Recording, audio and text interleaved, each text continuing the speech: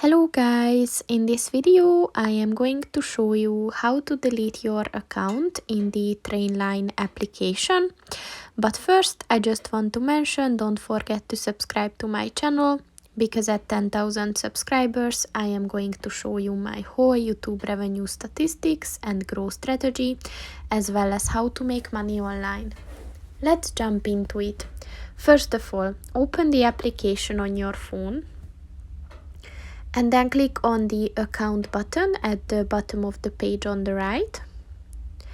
And then if you scroll down at the help section, look for the delete my account button and just click on that. And then just click on the delete my account button again to confirm it.